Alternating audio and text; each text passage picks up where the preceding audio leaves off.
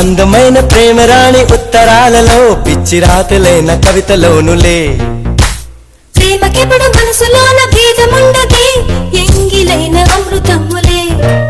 గుండు మల్లి 1 రూపాయి నీ కప్పులోన చేరితే కోటి రూపాయలు బీచు మిఠాయి ₹1 నువ్వు కొరికి ఇస్తే దాని విలువ ₹1,00,000